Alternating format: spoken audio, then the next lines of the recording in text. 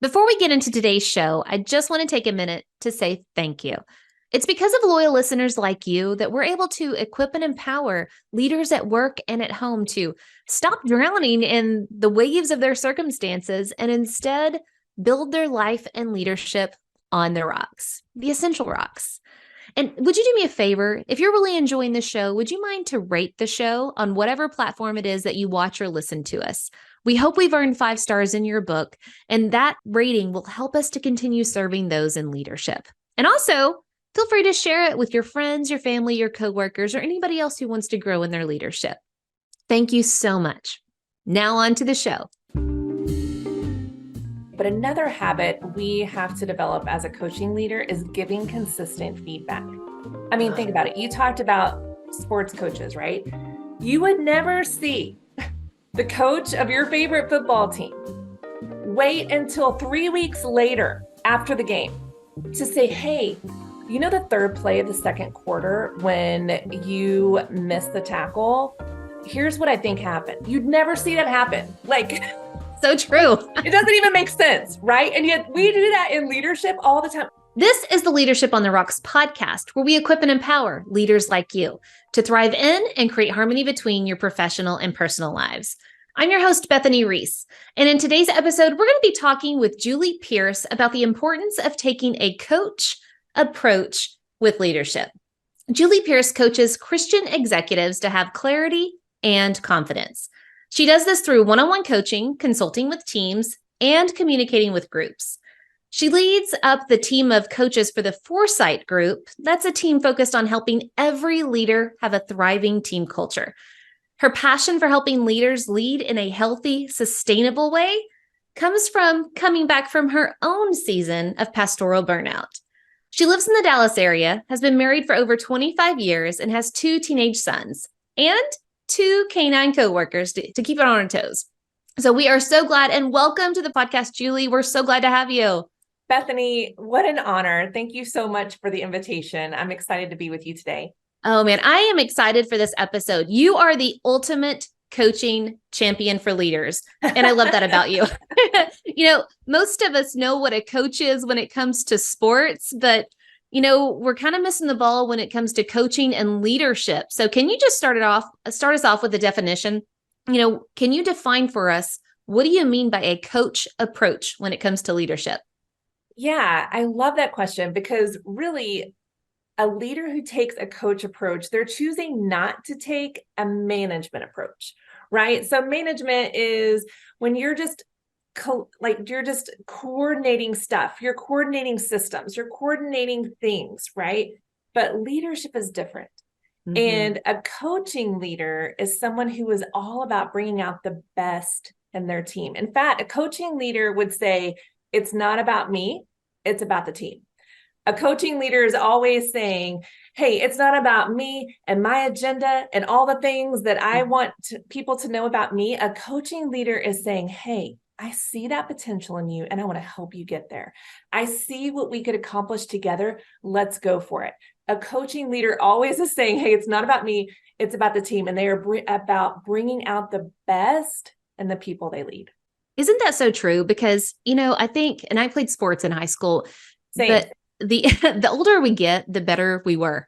Yes. We tell those stories. That is so true. I was really amazing at basketball in high school.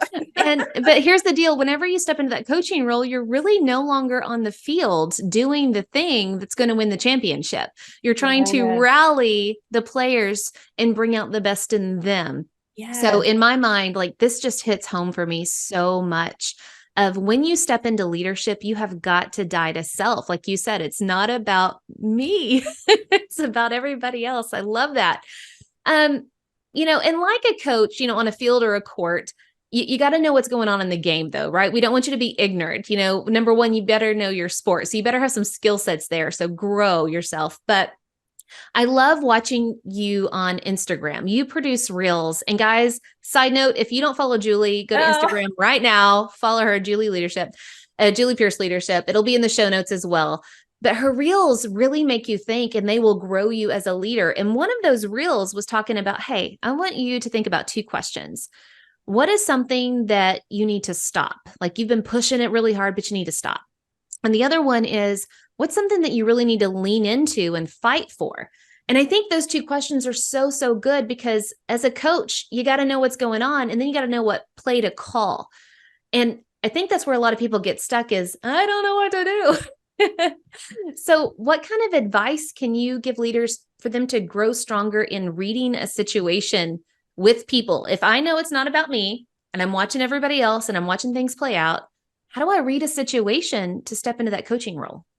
Yes, I love that. So I think one of the so I think there's a couple of habits that we all have to just adapt as leaders in order to take a coach approach in our leadership.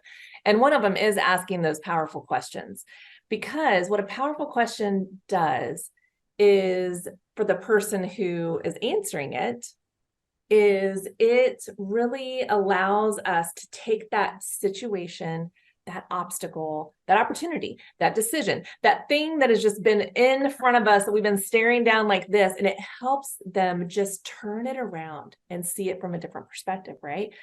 And so if we will pause as leaders, step back, reflect, pick up our heads and notice, it will help us get that vantage point that you're talking about, what's going on the field. I remember, so I played basketball in high school and I was the center on the team, which means I was down in the rebound action a lot. I also fouled out a lot. That was my situation. Yes. I And like that intensity about you. That's awesome. yeah. And where I wanted to sit when I was coming out of the game was at the very end of the bench, as far away from my coach as possible. But every time as I'm taking that walk of shame off the court to the bench, she always would push everybody else down and make a seat right next to her. And now looking back, I see what she was doing.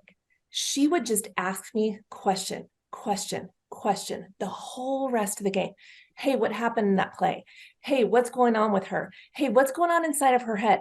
Hey, what does she need to do instead next time when that same thing happens? She just helped me lift my head, and she just asked question after question after question. And questions, powerful questions, give us perspective. In fact, just regular questions, they give me information as the leader, but a powerful question gives the other person perspective.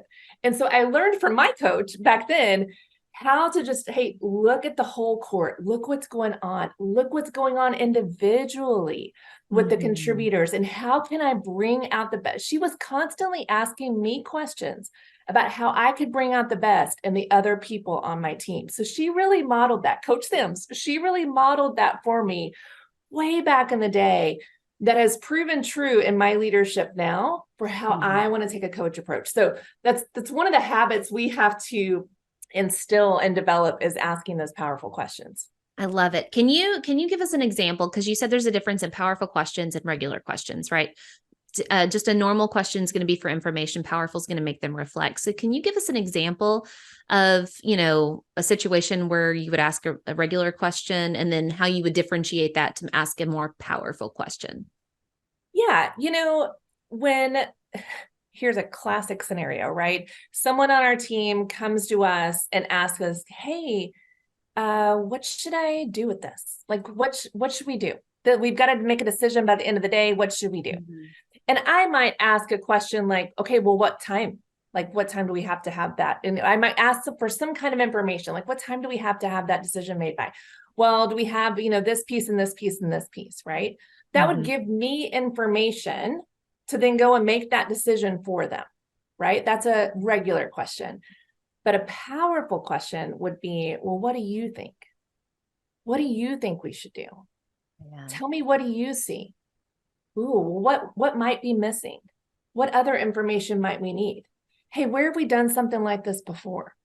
Right? All of those are powerful questions that bring fresh perspective and that keep me from becoming just the advice, let me decide it for you person, and actually empowers the person and brings out the best in them. And I love that, empowering, you're calling out people like, hey, I value your opinion. Number one, I see you, I notice you, you add value. But two, you're empowering them to say, you're the one closest to the project. And so I read one time, that leaders are the ones, as people work, right? Let's pretend they're chopping trees in a forest. The leader will climb the tree and say, hey, we're in the wrong forest, or let's go this way. So they have that bigger, broader perspective. But when it comes to the actual tasks, they're not the ones closest to it.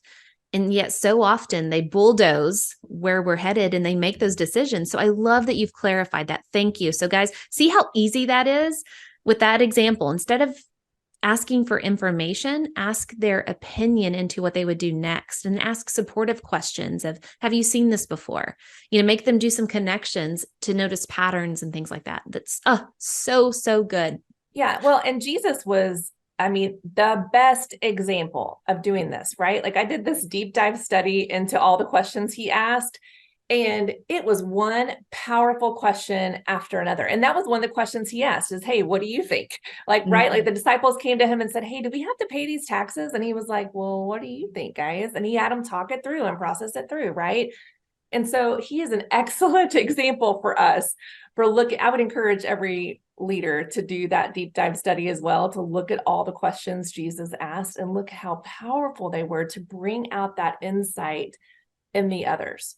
So good. And think about the relationships Jesus had to have with his disciples. Because if I am standing like at the foot of Christ, right, the Son of God, I would be so intimidated. I don't want to get the wrong answer. Oh my goodness. I don't want to disappoint him. But he built such an environment in his leadership. It's like, I see you. I see all of you. And it's so safe to be able to share and to think out loud and to do that dirty brainstorming where, you may throw out some bad ideas, but there's no judgment or shame on those, to get it right the first time. So such a good example. Thank you for sharing that.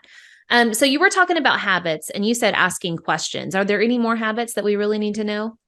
Yeah, the powerful questions one is definitely asking powerful questions is such a habit that we have to cultivate and develop and work on in order for it to become natural, for the new to become the norm, right? But another habit we have to develop as a coaching leader is giving consistent feedback.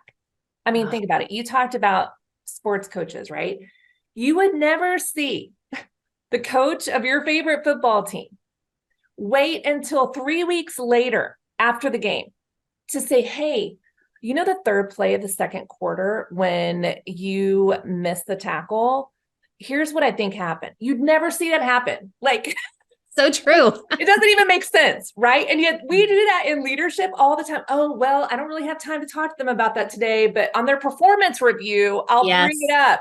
And it's mid-year and annual reviews is when we let it all out, and it's too late to fix anything. It's too late. It's like, are you kidding me right now? What kind of coaching is that? That's not coaching. That's like way later criticism that is not beneficial or helpful for growth. Because again, a coaching leader is all about bringing out the best in those we lead. And so that means we have to give consistent real-time feedback. And feedback is not just correction. It's also praise. Hey, this specific thing was amazing. The way you handled that difficult conversation with that very angry client. Wow. So what I hear you saying is saying good job is not good enough. That is the worst. It's better than not saying anything at all, but gosh, it's a close second. We got to be specific because what we celebrate gets replicated, right? Like we know that is true. And so when we are specific about what went right and specific about, hey, this could be improved, this could be corrected, then we will see dramatic results because again, we're saying, hey, you matter so much. And I see this potential in you. And so I want you to keep doing this. Oh my word, keep doing this.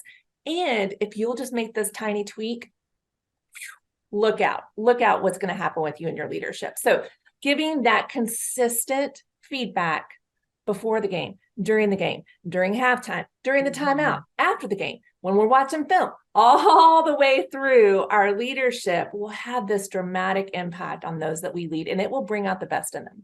Absolutely. And just a side note, in looking at this, you've got to have that relationship too.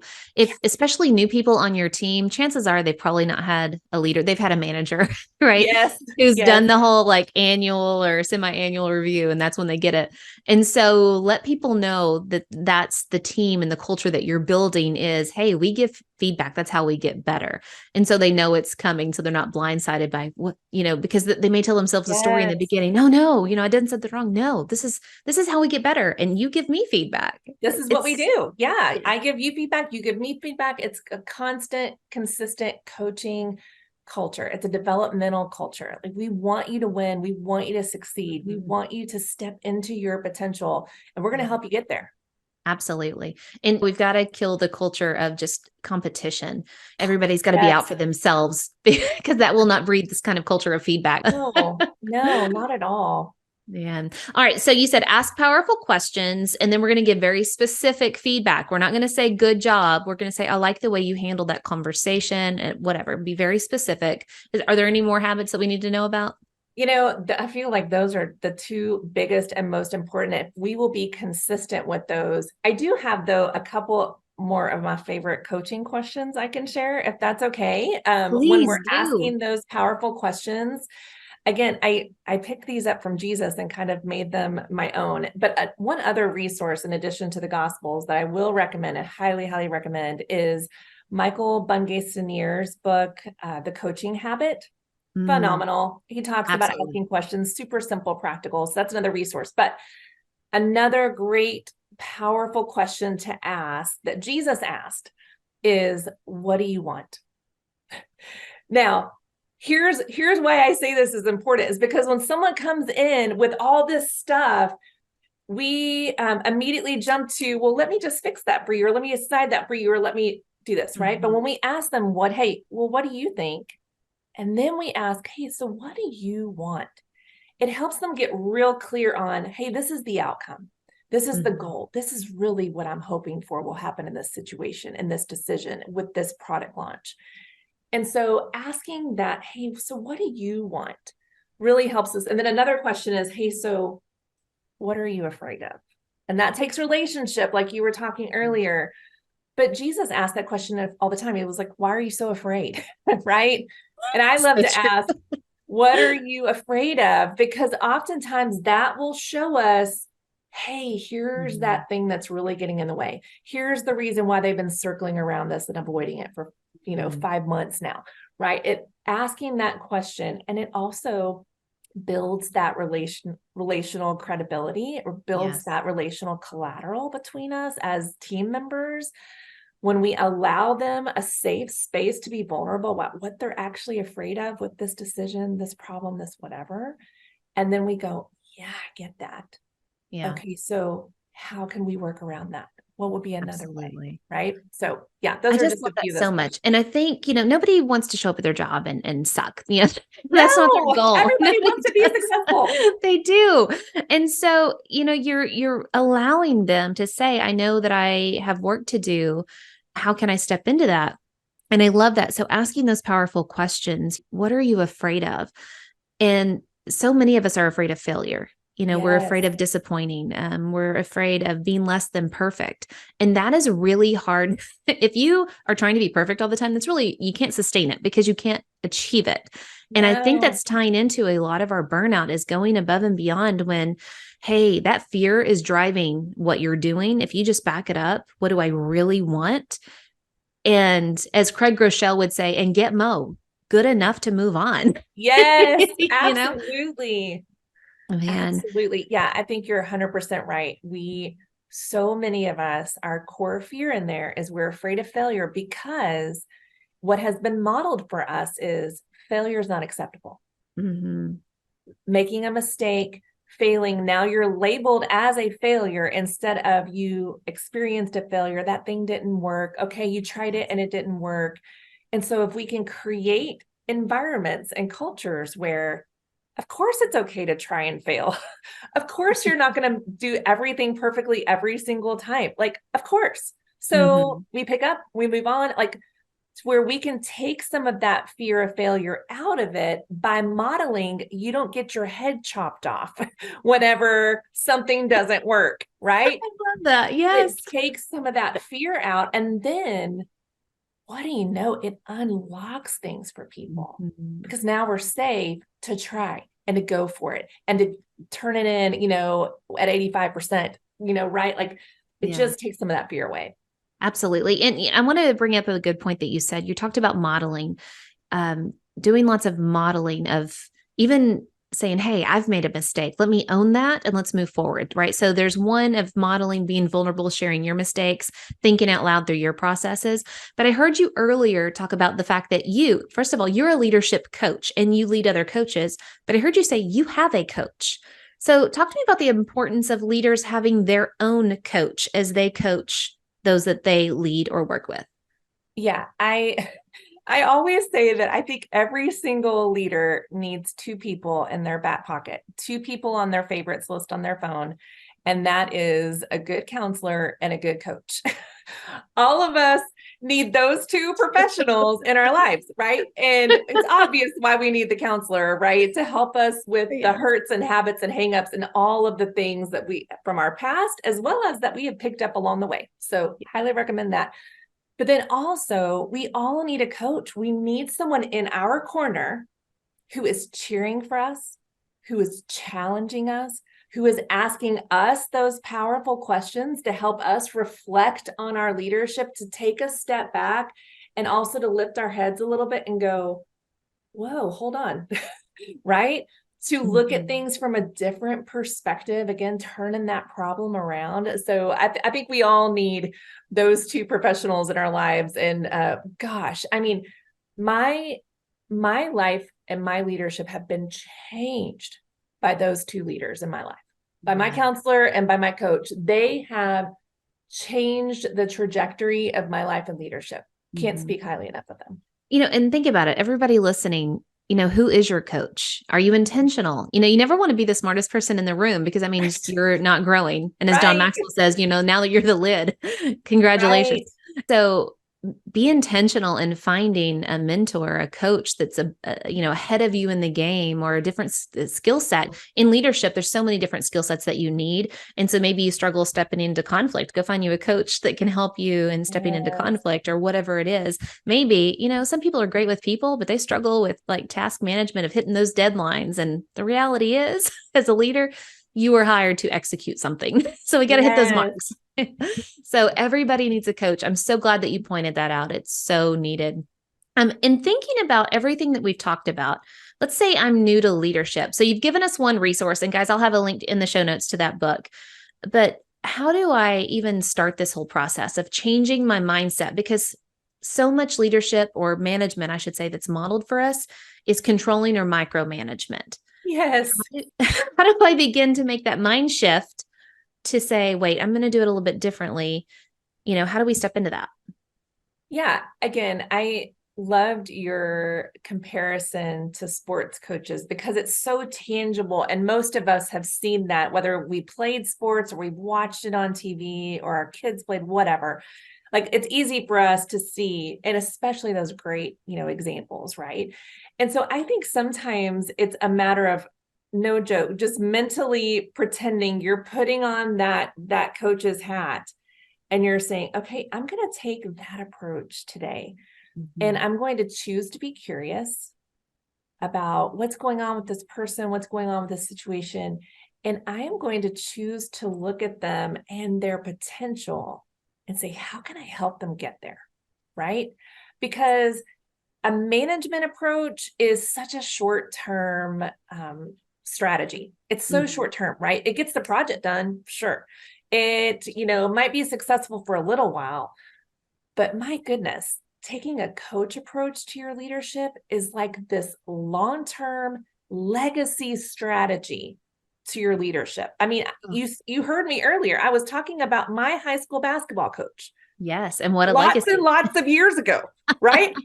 And the impact her leadership and her approach to the impact it had on me and how it changed my perspective and how it helped me level up as a teenager. And now I'm still taking that approach today, right?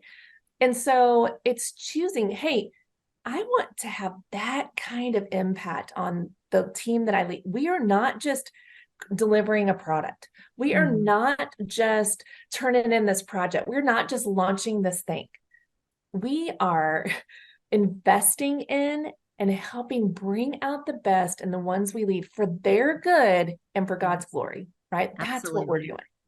Absolutely. The two things that, everything that you just said made me think of is one, how often, guys, are we praying before we step into any interactions with our Mm, team and asking the Holy Spirit for guidance to notice?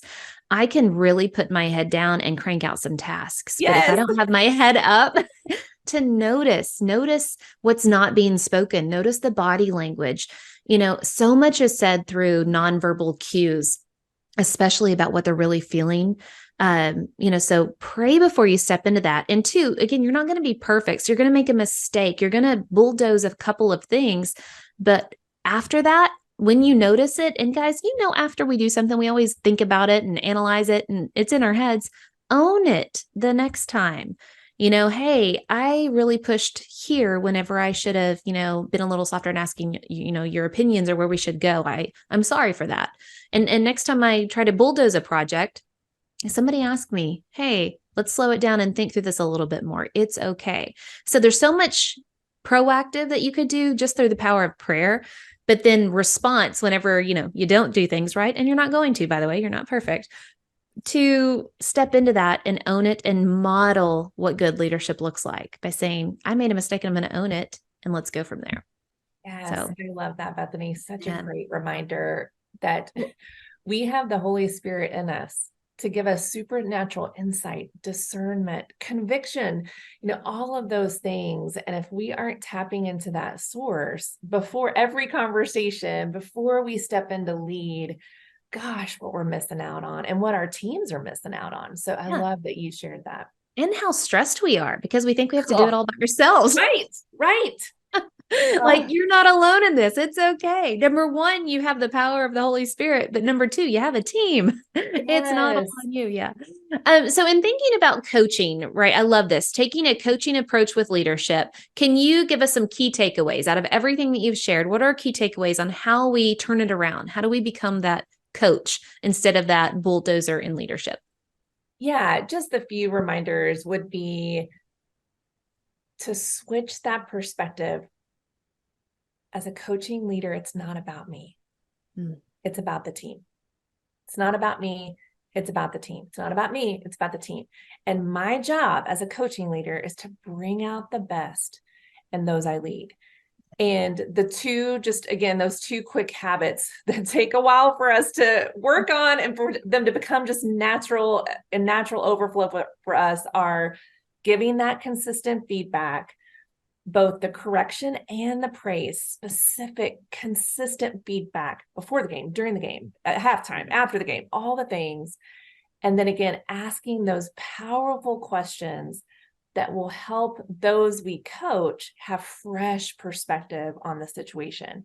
Oh, so good. So good. Powerful questions, specific feedback, and be intentional, putting my coach hat on today, Yes. even if you need to visual it, but Yes. if you get a Yes. whistle, okay, guys, and walk around with a whistle, you may have taken it too far, Might be a step too far. That's right. So what is one poor decision that you would warn our leaders to avoid? Oh, well, it's one I've made. So I'm very familiar with it, Bethany. And that is, I warn you to avoid assuming that you need to give all your brilliant advice. Bethany, I've been around the block a few times in leadership. And let me tell you, while I might have experienced some things, I have not experienced exactly what that person on my team is bringing to the table today. Mm-hmm. And I need to assume that they have just what you said earlier, that they've got a much closer, intimate idea of what's going on in that problem, and that they probably know how to solve it if Mm-hmm. I will help coach them to discover that solution, that next step, instead of just assuming that I should just give them some of my brilliant advice from my experiences 10 years ago, Mm-hmm. right? And so I would caution all of us before we just jump in with all of our brilliant advice to pause and say, nope, I'm putting that coach hat back on. Yeah. I'm here to serve them, to bring out the best in them. It's not about me. It's about the team. So you're really speaking to me, because at the beginning I said, in playing sports or whatever task you're doing, the older I get, the better I was. So the longer you're in leadership and the more you're removed from the thing that you did as an individual contributor, you're thinking like, oh man, I was excellent. And so you just want to say, oh, here's how you fix that problem. Here's what I did when I was whatever. So guys, avoid that. You gotta die to that me monster. It's not about you. Oh man, Julie, you're wonderful. And I'm so glad that, you are coaching leaders. I know you're coaching me through all of the things that you put out. So where can our listeners go to learn more about you and your work? Oh, you're so kind, Bethany.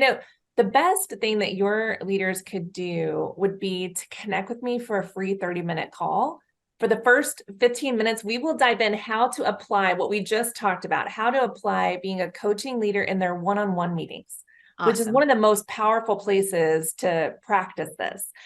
And then for that last 15 minutes, we'll talk about how they can take this coach approach into all of their leadership. So that would be my strong recommendations. I would love to have them just schedule a free 30-minute call with me so that we can talk about how to apply this into their leadership. And then, like you mentioned, they can find me on Instagram at Julie Pierce Leadership, and over on LinkedIn. I'm doing a lot of fun stuff on LinkedIn as well. Awesome. Thank you so much. And guys, remember, you need a coach. You're trying to coach other people, but someone's got to be coaching you, right? That's how we get better. So Julie, thank you so much. And guys, until next time, continue putting in the work of building your life and leadership on the rocks, the essential rocks. God bless.